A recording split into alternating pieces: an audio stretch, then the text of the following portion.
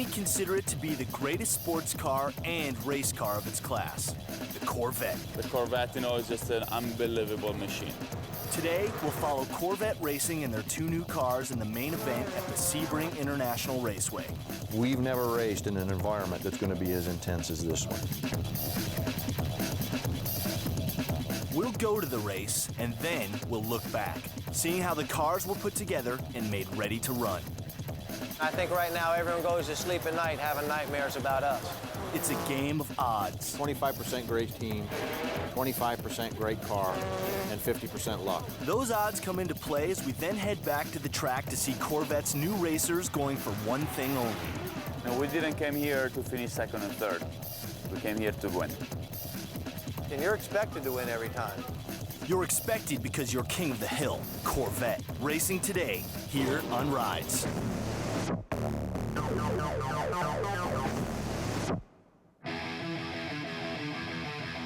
It's always been both a race car and a daily driver, with the track machines being direct siblings of the production models. To own one is to know that the model that won Le Mans is based on the car in your driveway. Corvettes have had a dual life for over 50 years, redefining the ultimate sports car every time a new edition arrives.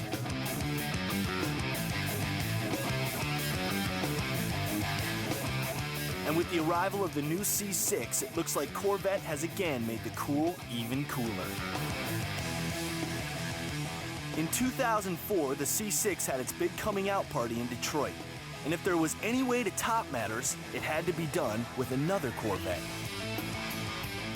Enter the Z06, the 500 horsepower vet so dynamic you might want to own more than just one. It's a great car. I can't wait to buy a new Z06. Z06 owners embrace their race car kinship, knowing Corvette learns on the track and then puts that knowledge into the showroom.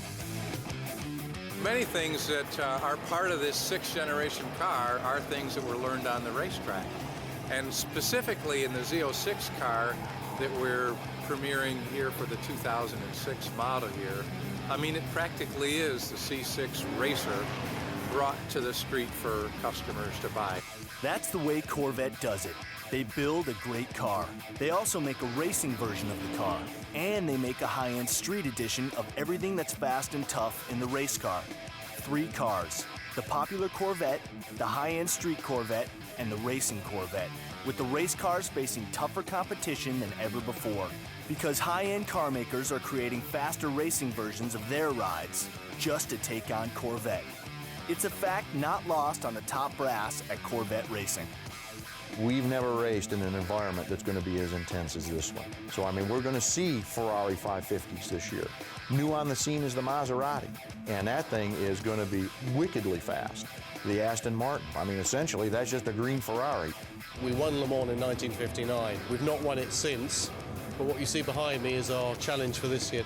The pace of the car so far, I suppose, has made people take notice, which is a great thing for us. It's going to be battles every place we go. They all want one thing, and that's to dethrone Corvette. Our job, make sure that that doesn't happen. We are defending. 2 new cars will race to keep Corvette in the winner's circle at the annual 12 Hours of Sebring. And the cars will be manned by 2 experienced and winning teams. Drivers always ready to be at the wheels of those racers sporting the numbers 3 and 4. The 4 car, Olivier Beretta, his teammate, Jan Magnussen. The 3rd guy, Oliver Gavin. I will be driving the first stint, yes. And the 3 car? Johnny O'Connell, Max Pappas, and Ron's become the cornerstone of the program. I wouldn't bet against a Corvette. I mean, from where I'm sitting, there's nobody else out there that I want. It's a big event requiring stamina, featuring large teams, high stakes, and for this crew, a lot of pride. We feel very proud to take the Corvette to world competition venues and be representing Team Corvette, be representing General Motors. We also are representing the United States. This is an international race, the U.S. cousin of that overseas epic, Le Mans. More often than not, this race is lost, not won. because it's so long. I mean, the ultimate thing for us is that a Corvette wins. Max Pappas drives to win and keep a victory streak running in the family. After all, his father-in-law is race champion Imo Fittipaldi. He's one of my heroes. You can see I got his autograph on the back of my helmet. And soon the start time is mere minutes away. Hey, Ron. Good luck, Ollie. Have a good one, man. You too.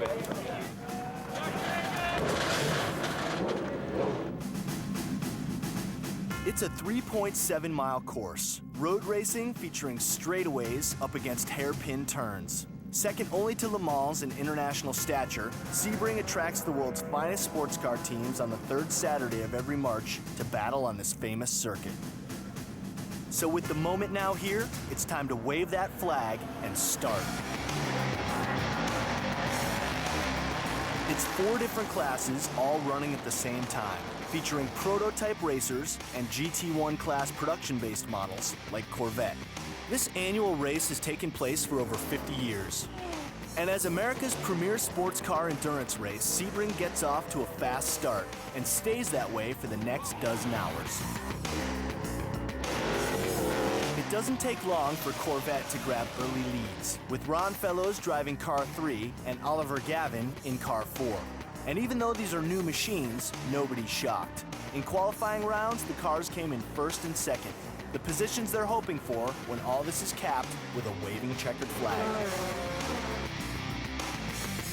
Early on, there's already engine trouble for a Porsche running in the GT2 class, but the Corvettes are trouble-free. And in these early hours, it continues to be a race belonging to 3 and 4.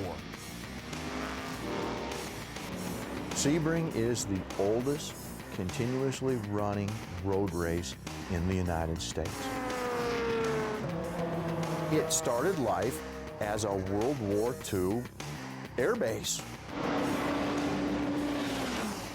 So it's giant patches of concrete, giant patches of asphalt, seams, bumps, holes, potholes. It is the roughest surface on which we race. It takes a big team to run, support, and monitor the cars, with every vehicle switching drivers about every 100 minutes, or when there's a tire change. If a race like this can boil down to anything specific, it might be easy to say that it's about time gained, lost, or saved in the pit stops.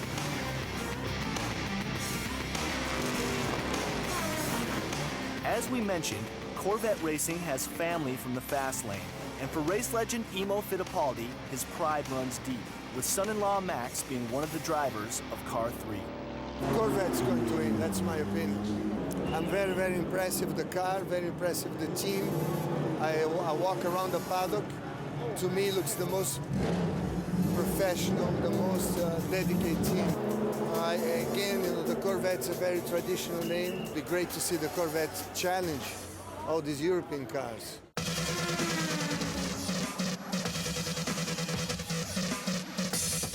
And it's the American team from Corvette that is dominating deep into this race. It's Oliver Gavin in first and Ron Fellows running second. As always, the study of these cars on the track allows GM to improve their street models. And with these C6Rs being the basic equivalent of the showroom available Z06, there's no doubt that you are watching with a great deal of interest, looking to see just how your future race car is shaping up.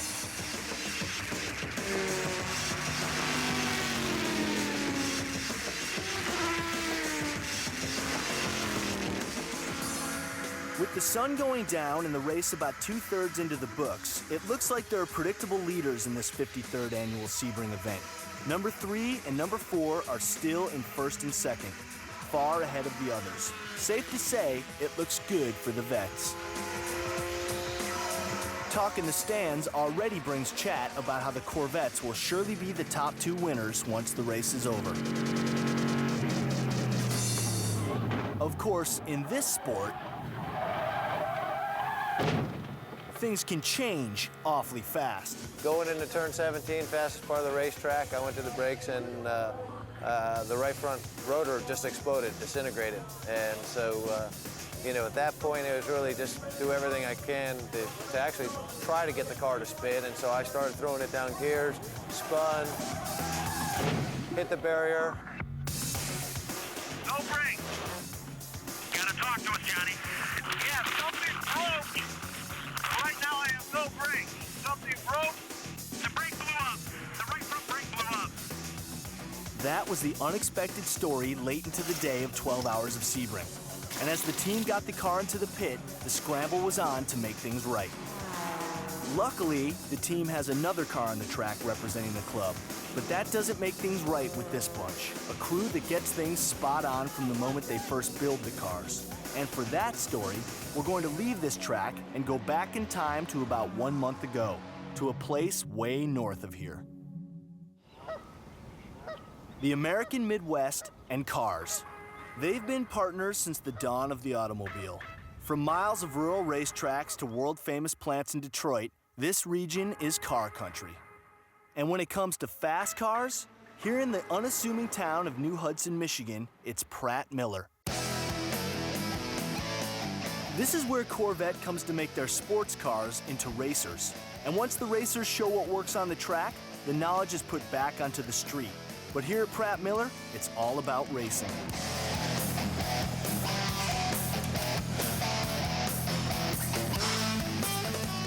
My name is Dan Banks. I'm the crew chief on the 3 car. This is our new Corvette, new C6R hot rod. It's all carbon fiber body, has carbon fiber brakes, has the new LS7 engine. See, before these new Corvette race cars could run down in Sebring, they had to be built up here at Pratt Miller.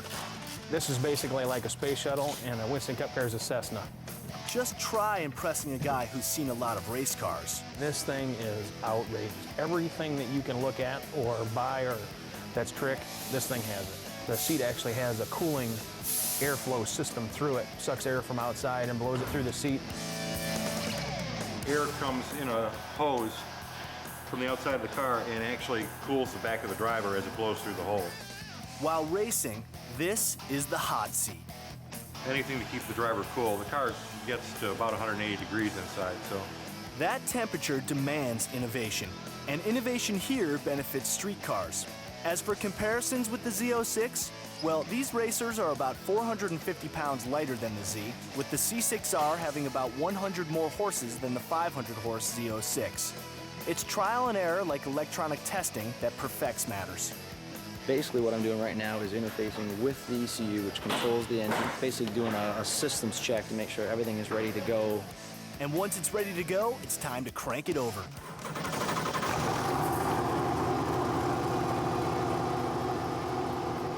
Sounds good now, but it hasn't always been this way.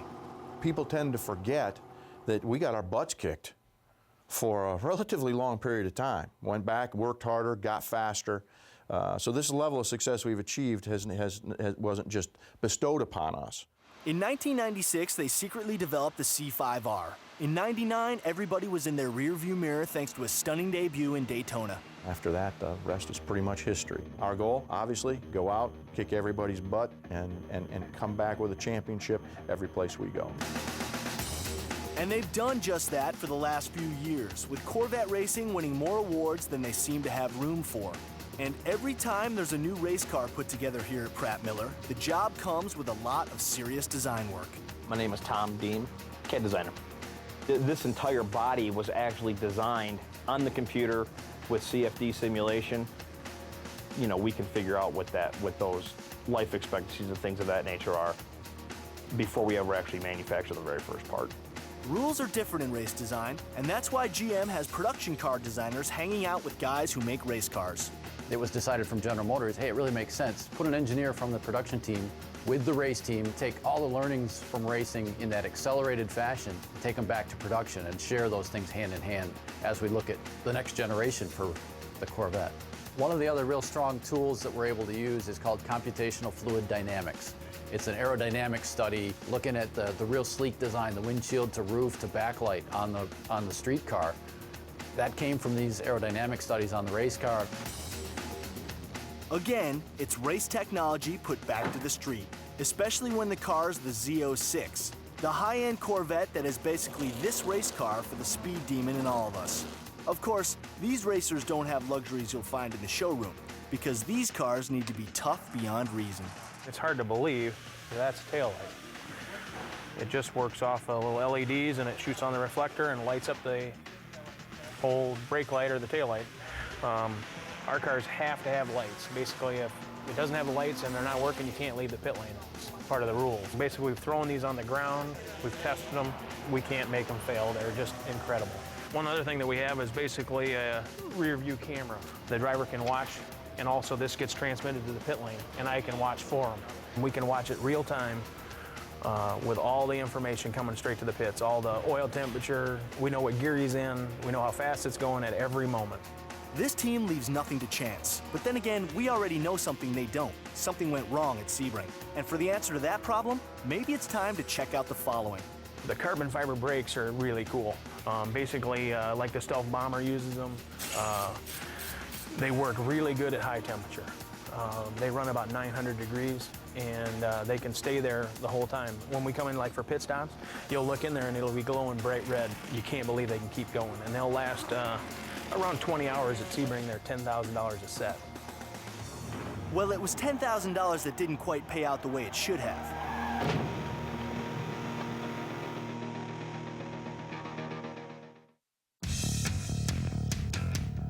New Corvette race cars are made here at Pratt Miller.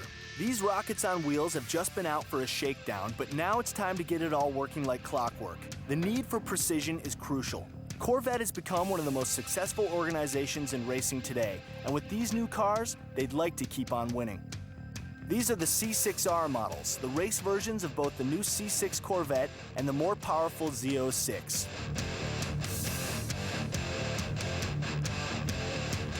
C6R racers run in 12 hours of Sebring, the race where rides from all around the world are severely tested. Sebring is a real rough track, and it brings out the worst of everybody. Probably the harshest track.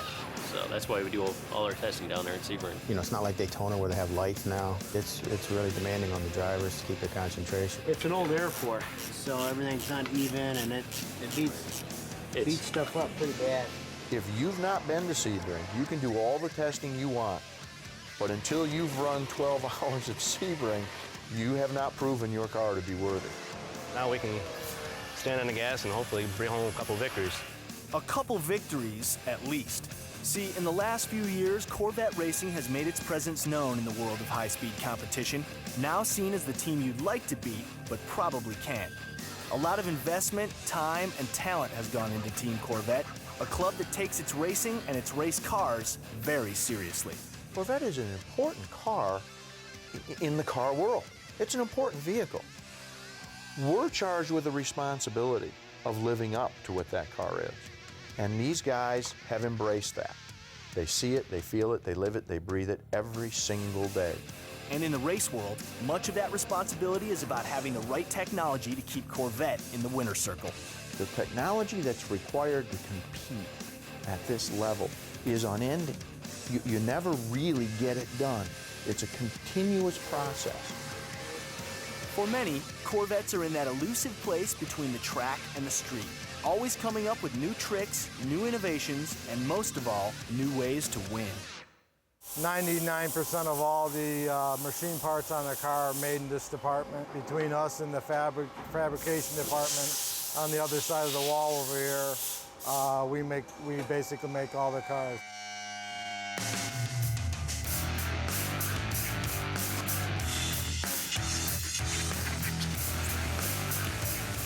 As we continue to look back at this build that occurred before the race, we know the team here expects more than just a win. With 2 rides running, they won't be happy with anything less than second and first place. At least, that was the hope back then. But with one of the cars having already crashed, well, we'll just have to see what's possible once we get back to Sebring. No, must have been me. These cars are light. Their bodies are made of carbon fiber. The control arms are made of chromoly space-age tubing. The carbon fiber rotors are each 10 pounds lighter than a stock rotor. The front and rear windshields are made of polycarbonate. It's the kind of equipment you want when you race in the big leagues. And for many, it doesn't get any bigger than racing in this series known worldwide as Le Mans. Buried in that American Le Mans series are 4 classes of cars. Le Mans prototype cars, which are the open cockpit, purpose-built race cars, have 2 different classes based on engine displacement and overall vehicle weight. The LMPs, Le Mans prototypes. And then there's the GT1 class. That's the class in which the Corvette races. That's the most advanced of the production-based cars. And then there's a GT2 class for the less powerful, but nonetheless still representative of production-based vehicles. So there's actually 4 races taking place simultaneously. Sebring will be one of those events where all 4 classes will be running in the race. The new C6R Corvettes have a lot to live up to. The last model of Corvette racer was the popular C5R, a car that proved to be a winner time and time again.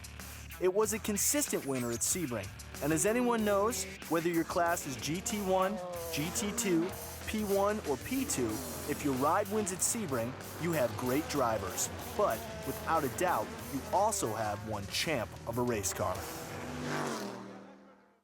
What you're seeing here is probably one of the finest American sports cars, Corvette C5R. Throughout its racing career, 55 starts, 35 wins, 4 ALMS championships, 3 Le Mans victories.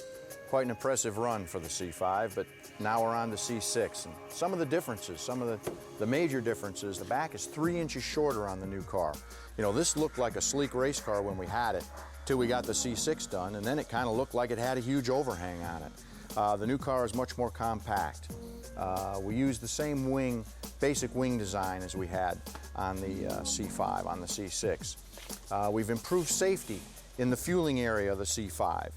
We had a tragic accident last year at Sears Point with Dale Jr. driving, backed into the wall, and we had fuel in the fuel filler, which runs from the area outside here into the fuel cells, which are held internally in the car.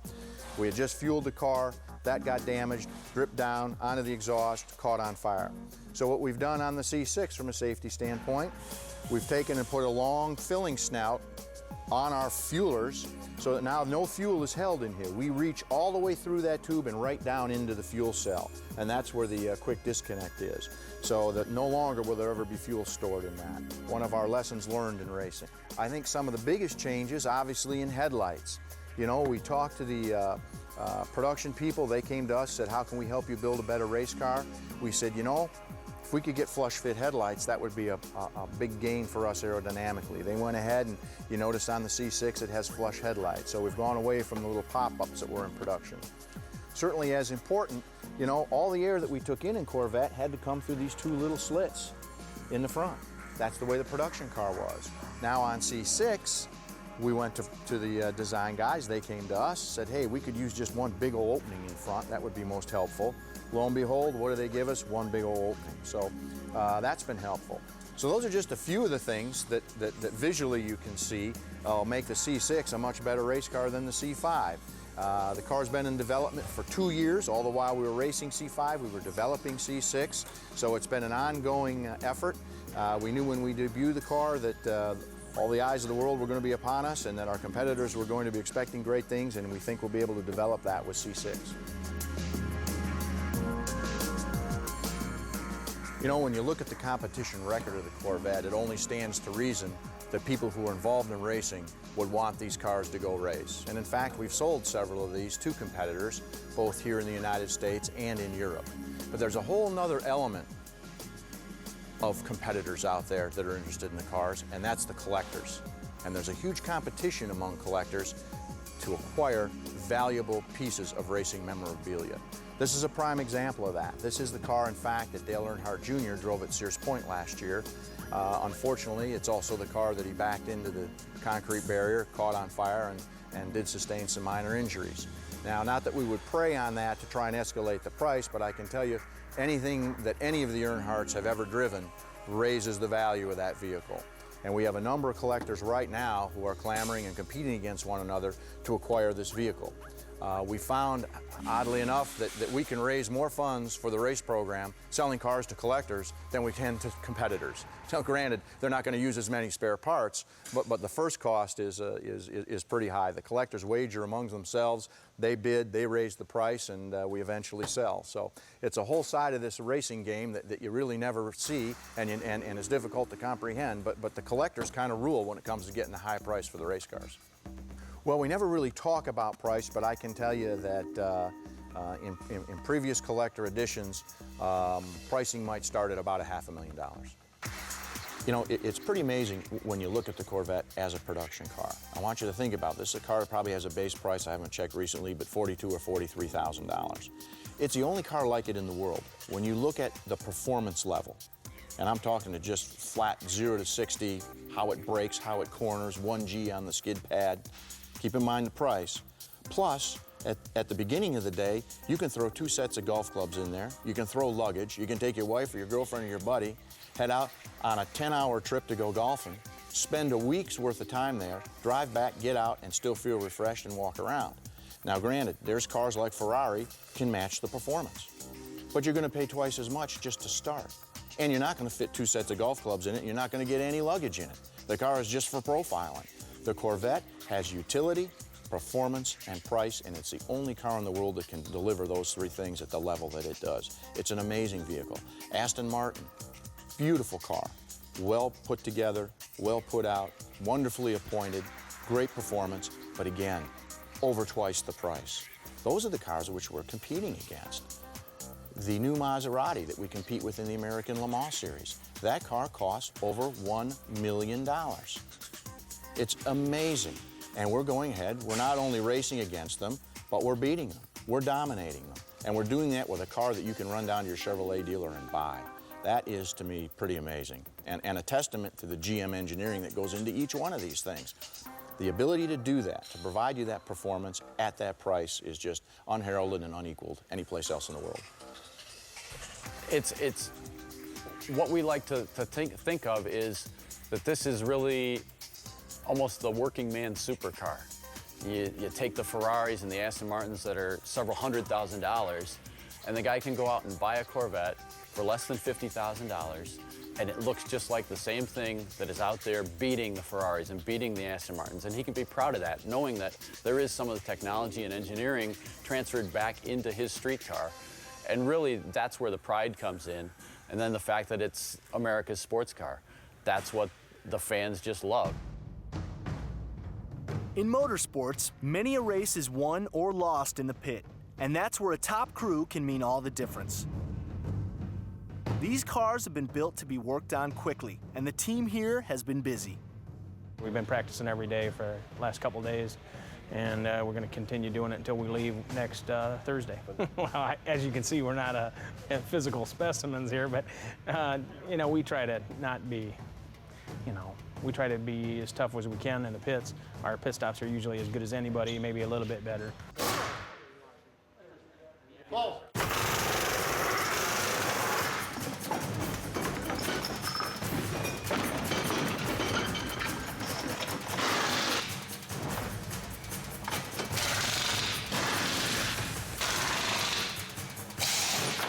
That was a 16.5 on mine, 16.7, somewhere in there.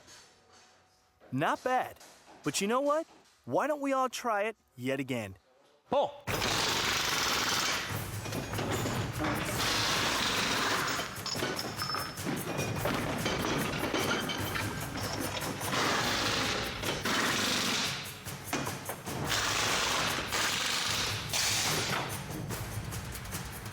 Pull! Go!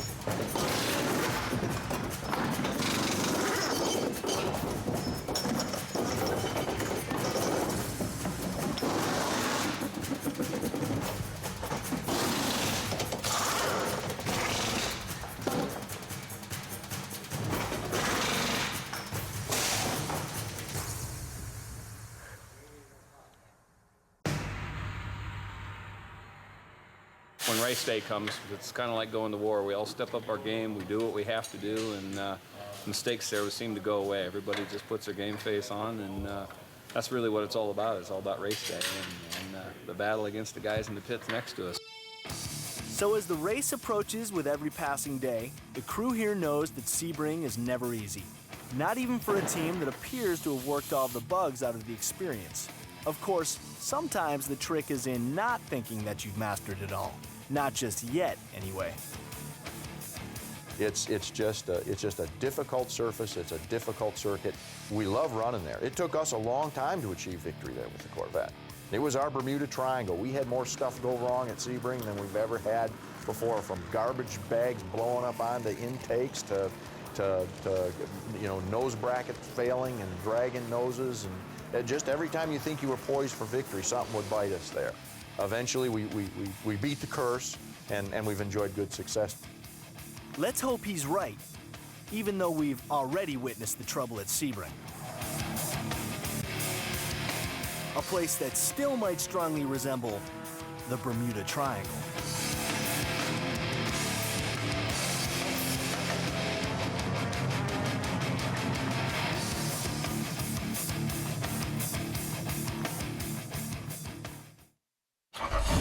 I'm Jack Roush, and I'm looking for my next new race car driver. Mondays, America's fastest growing sport, crowns its next superstar.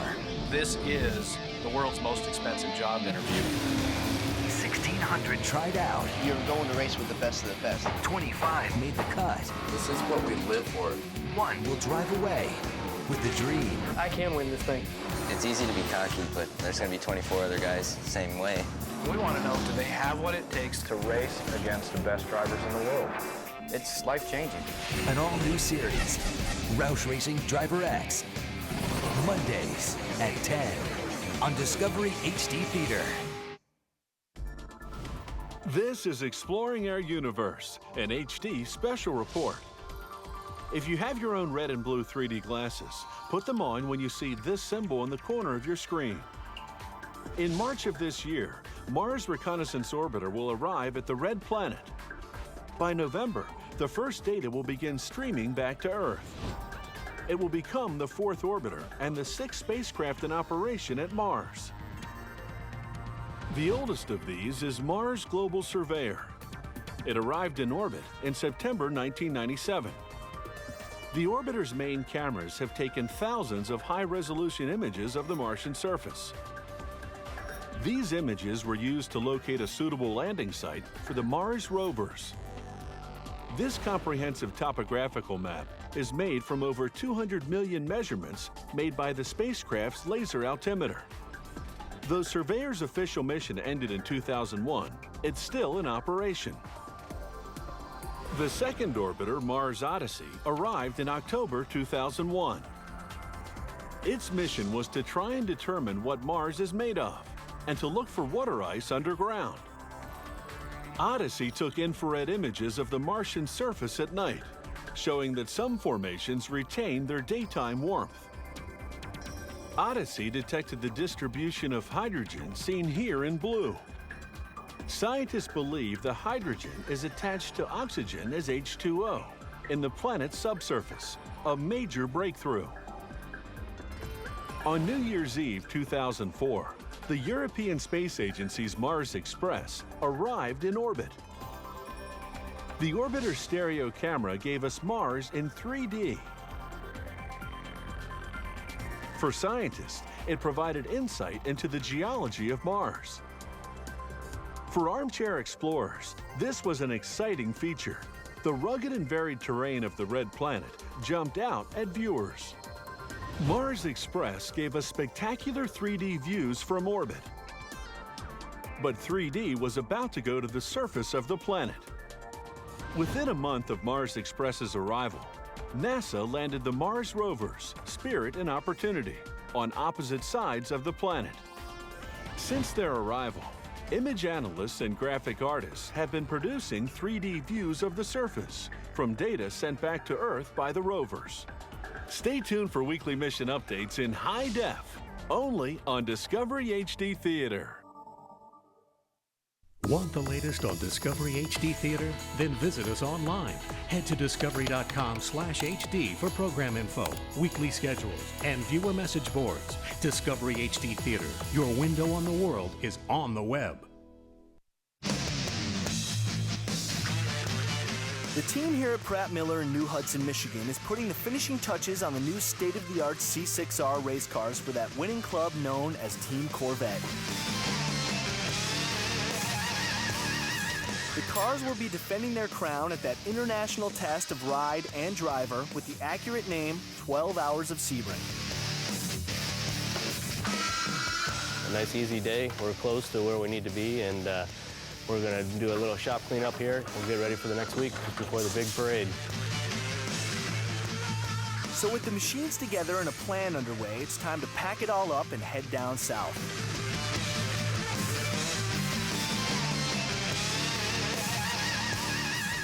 Got everything loaded up. All that stuff's done. Transmissions are done. Engines are all here. We're looking pretty good. Everybody's doing a good job.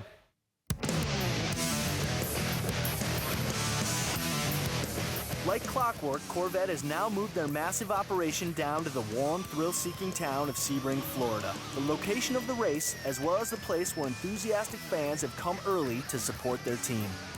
The Corvette teams, of course. This team is outstanding, and I'm excited about the debut of the C6R. It's going to be a great weekend. It might be a great weekend after more testing shows a pair of ready cars. As for the fans, well, they are ready for autographs. The autograph signing session yesterday, the line here was just a mile long. I mean, people just love the Corvettes.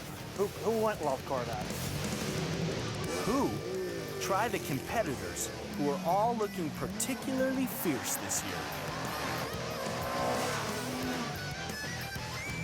The competition's stronger than ever, so it should be a great race. You know, the Ferrari's tough, the Maserati's tough. You know, everybody out there is tough. I worry about everybody that doesn't have a bow tie on the front of their car. Those Corvettes with the bow ties will carry drivers who tell us who they are, where they're from, and how the team found them. He's a redneck from Georgia. You know what? We picked him up after he was plowing the back 90. Jokes aside, heavy concentration resides here with Team Corvette. There's a lot to prove with two new cars representing the organization. This comes after years of running the C5R, and they made that ride into a winner. It took us 3 years to figure out how to win here. And we won 3 in a row. I think the difference, come 12 hours into this race is going to be that, when you go to a race with Corvette Racing, you're going with a car that you know is strong enough to go 12 hours competitively. And, again, I think right now everyone goes to sleep at night having nightmares about us. This is probably as deep a field for GT1 as we've seen since we started this program. And who worries the competition? The Corvette is very strong, and the Aston Martin. Aston Martin, that young team with the old name, now spreading fear from Italy to Detroit. I think car to car, the Aston Martin, both in the car and in the professionalism of the ProDrive team from the UK, that is our strongest adversary this year. James Bond always knew they were quick. The pace of the car so far, I suppose, has made people take notice, which is a great thing for us. They made quite a bit of gain from yesterday to today, so they look like they're right on the pace. Just got outstanding drivers, really. That's what they're worried about. We're going to find out. I'm not sure we're going to be as quick as the Corvettes, but hopefully we won't be too far behind. Well, I think for anyone to beat Corvette, I think we'll have to have a bit of luck on their side. But third place is definitely up for grabs. More testing goes on during these days before the race, with drivers knowing that Sebring is home to a very fast track. Yeah, top speed here is about 170 miles an hour heading into the last turn. I never look at the speedometer. I'm afraid. Unlike round racing, where you're racing cars all of the relative same speed as yourself, in road racing here, there's actually 4 different classes, 4 different races going on at the same time. 4 cars with all different speed capabilities. So you're not just driving out the front, looking at the guy you're going to pass who's slower than you. You got to be fully cognizant of what's going on in your rearview mirrors, because there's guys that have 30 miles an hour on you in the LMP class that are just about ready to come up and pass you. So you have to not only be paying attention to what's going on in front, you have to know what's going on in back. That's just from the brain power standpoint. When you look at racing in the dark, this is not a lit circuit. You're running on headlights. So you're running down the backstretch at 180 miles an hour using your headlights. It's not like all lit up like you see at nighttime racing in NASCAR. Not to mention the shifting and braking. In NASCAR, you're stepping on the gas. Here, you're mashing on the brakes, standing on the clutch, steering left, steering right. changing gears, up, down, coordinating all those motions in an environment that's about 150 degrees. So it's significantly different from a physical standpoint than a roundy-round car. And for something real different, we've been invited to ride with Ron Fellows. And we're going to get to do a lap of the Sebring circuit, all 17 corners. Dude! Ah! Thank you. Well, we're now just heading down pit lane. If we were in the race car, we'd hit the pit speed button, which is a limiter that limits our speed to 60 kilometers an hour, what's that, 37, 38 miles an hour. Sebring is certainly a track that handling is critical, and that's certainly the strong suit of the Corvette, and particularly the C6. One of the coolest things about the Corvette is the Corvette owner is as passionate a group as you'll ever find. They are fanatics. If you're a fan of Corvette, you are one passionate, enthusiastic individual. It's a unique phenomenon. And if the new C6Rs do grab their expected first and second titles, yet another Corvette could take third. It's an independent team that will be running the older C5R. And while it's not part of Team Corvette, it is a very winning model of a Chevy race car. So we're running in a car that's about a year and a half, 2 years older than the car they currently run. Oddly, it's a Corvette underdog.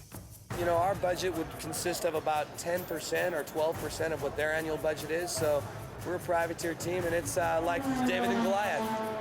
And to define ironic, boy, if we could beat them in their own car, that'd be the cat's meow. So it seems they are all gunning for Corvette, including another Corvette. That's the way it is when you're the reigning champ of the GT1 class. Every team wants to take that crown right off your head. But I would imagine they've got a little something for us come Sunday.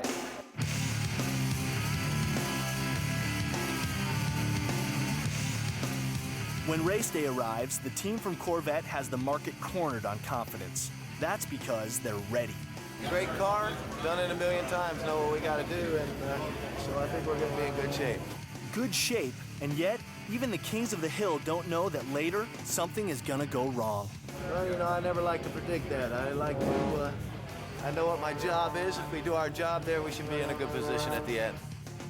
But a good position at the end often starts with a good position from the start. And for Corvette, it's already looking good, with the cars qualifying in the top 2 positions. In other words, right now, these are the cars to beat.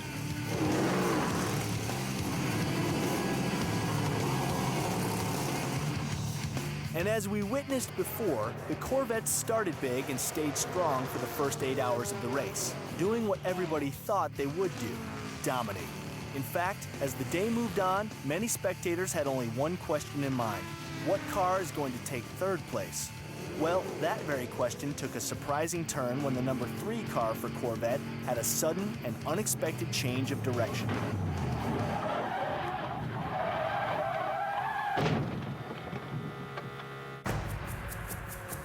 And as the rest of the pack went zooming by, earlier phrases and notions came back to haunt the reigning champs.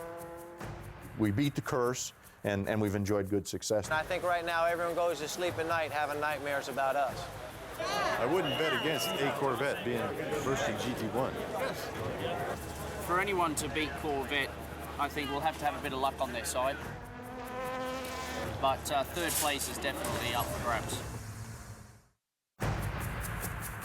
For Team Corvette, the front-running favorites in the annual super race known as 12 Hours of Sebring, Hour 8 pulled an absolute 180 on the entire organization. Everything was running like a Swiss watch, perfect. Right on the money, everything was running perfect. Coming down the backstretch at about 180 miles an hour, he went to step on the brakes and the brake rotor exploded. When that happens, you lose all braking. Plus, you can't steer the car.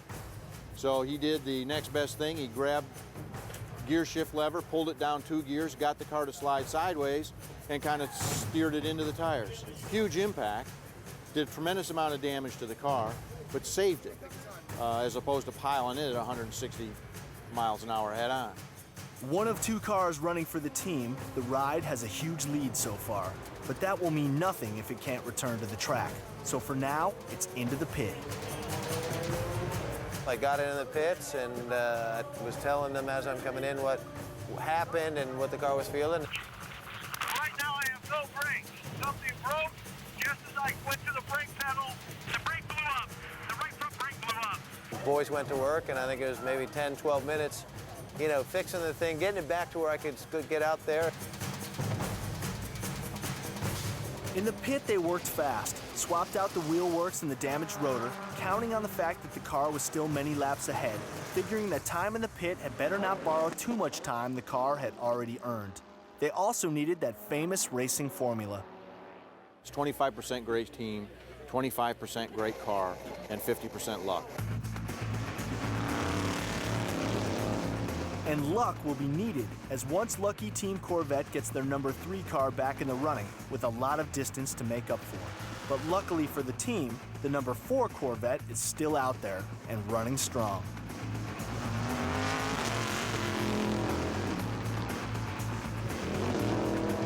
You win and you lose as a team. This is racing, you know, everything seemed perfect up to that second when the small things went wrong. So You never know when luck's good is going to strike or luck bad's going to strike. And going into turn 17, fastest part of the racetrack, I went to the brakes and the right front rotor just exploded, disintegrated.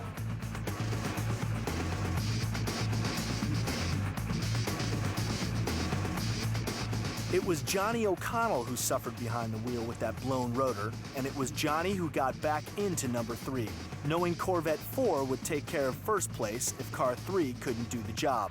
O'Connell's first job was to take second place away from Aston Martin.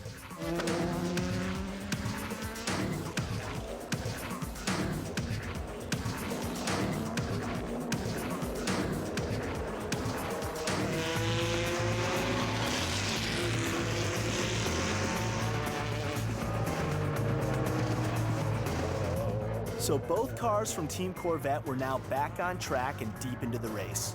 And lap by lap, car 3 was actually making up for lost ground. But just as you recall that notion about lightning never striking twice in the same place?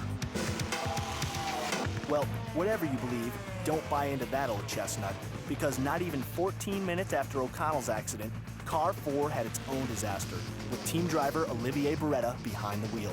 While he was leading, in a corner, Porsche that he was passing lost control, spun, hit him in the right rear, knocked the right rear suspension right out from under the car.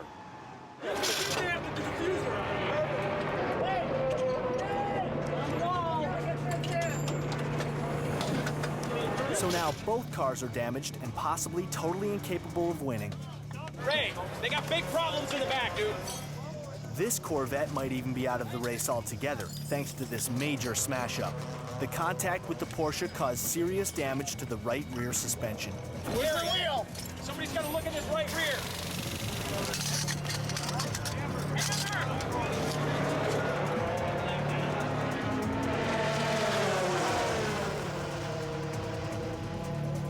Oh, I've got to get the diffuser off, too. This Corvette pit crew now confronts its worst nightmare. The team needs to quickly replace the rear upright, the control arms, and the half shaft. In short, things seem impossible. I think at one point they were 13 laps down with maybe 3 hours left. I have to tell you, at that point, anybody else would have just packed it in. Probably wouldn't even have fixed the car. But not this team. Wait, suck it! Get up in there! I don't have one. Send somebody back. They're going to get it. You know, it's a funny thing. You become a team like Corvette Racing, you're expected to win every time. You know, and you know, the fans expect it, and they don't understand, you know, just how hard it is to win these races. Well, winning is one thing, but every now and then, the hard part is just staying in the race. You know, when something like that happens, you know, you just have to keep focused and thinking, well, we can't give up now. We've got to keep pressing on, got to keep just going. It's a nice thought, even though some things are not always possible.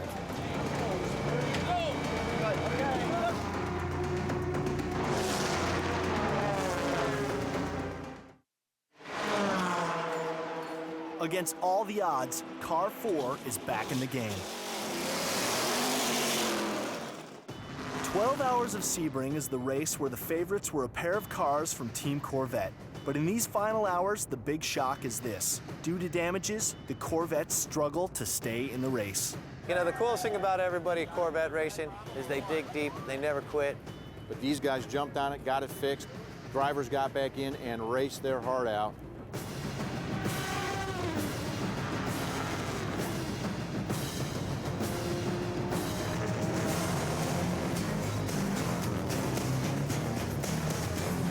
Amazingly, the crew now has both damaged cars back on the track.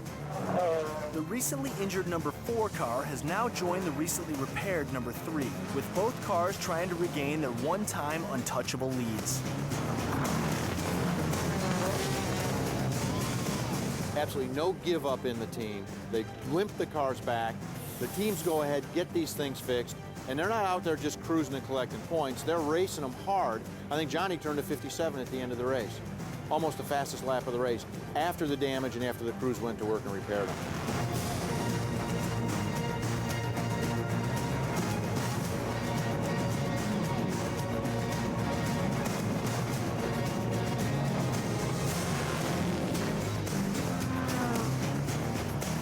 Now the cars are driving beyond mechanical possibilities and driver's endurance, trying to rally with little time left in the race. And the question as the checkered flag comes down is the only question that matters. Did they do it?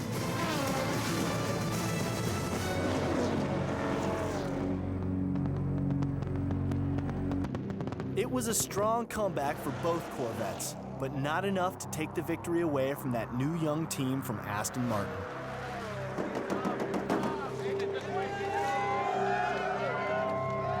The visitors from across the pond who came here to win and did just that. I mean, from looking basically unbeatable, you know, we are here that, you know, we finished second and third. In the brand new C6R, Oliver Gavin, Olivier Beretta, and Jan Magnussen.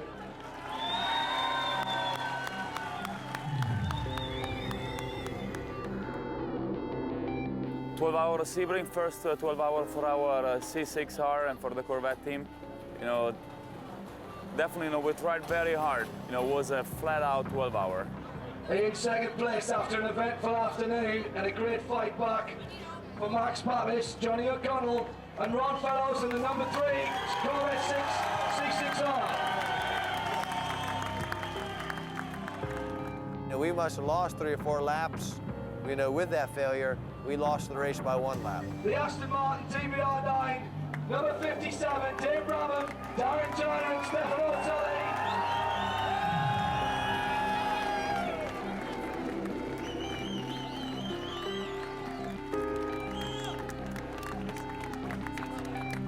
And we'll have the confetti. Look up this way, guys. Are we ready? 3, 2, 1, go!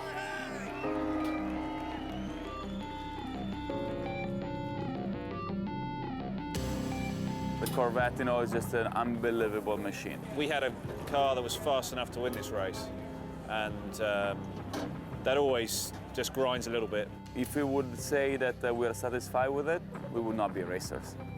You know, we would just be participants. We are winners. So our goal is winning, and hats off to the guys that won, but at the same time, you know, see them at the next race. When you're talking about a championship caliber team, you know, second and third isn't winning.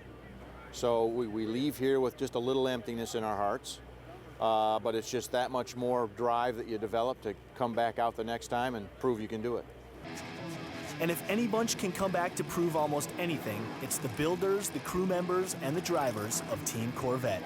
We take this, we learn from it, you know, we go back to the gym, we hit the bag harder, you know, we jump more rope, and, you know, we show up at Le Mans ready to do even tougher battle.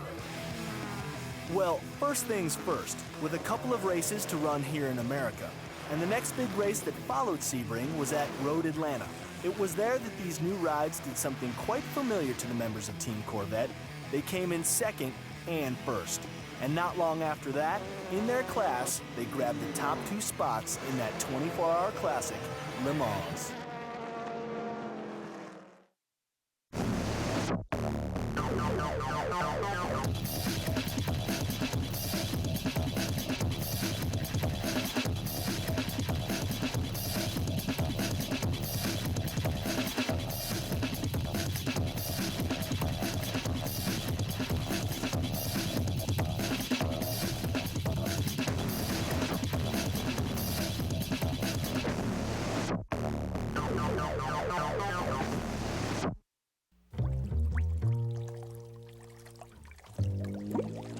The market goes up, you make money. The market goes down, you make money. It's good to be a Barron's reader. Barron's, news before the market knows. No one looks at the market with a more insightful eye than Barron's, offering timely coverage of stocks, bonds, mutual funds, everything the independent investor needs to stay informed. Subscribe now, and you'll also receive this Barron's Stock Evaluator free. It lets your computer help you turn money into wealth. Get 13 weeks of Barron's and the Stock Evaluator all for only $39. Call now toll-free 800-224-5400. That's 800-224-5400. Mondays, America's fastest growing sport, crowns its next superstar. 1,600 tried out. You're going to race with the best of the best. 25 made the cut. This is what we live for. One will drive away with a dream. I'm Jack Roush, and I'm looking for my next new race car driver. An all-new series, Roush Racing Driver X. Mondays at 10 on Discovery HD Theater. Got a thing for heavy metal? Yeah, because it'll hold it nice. Then step inside the Monster Garage in HD. Jesse James and his Maverick mechanics are on the job. If your mouths were welders, we'd be done by now. Transforming mortal machines into maniacal masterpieces. Every spark, every smirk, every down and dirty detail is in your face in high definition. Fire up and throw down. Monster Garage, Wednesdays at 9 on Discovery HD Theater. You're watching Discovery Channel High Def Theater. You're watching Discovery High Def Theater. Discovery HD Theater. Discovery High HD Theater. Is that right? Camera. Discovery HD Theater. One more time. Oh God, that's a tough one. HD Theater. Ready? You don't have that. Ready? Discovery HD Theater.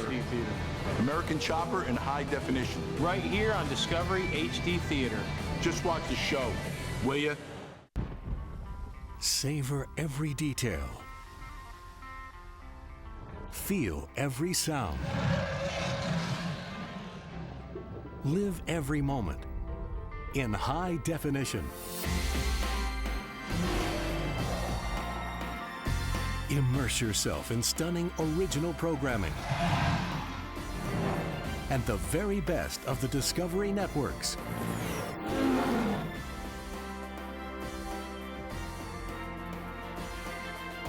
"24 hours a day. The highest quality HD available. Lose yourself in the feeling. Live every moment in high definition.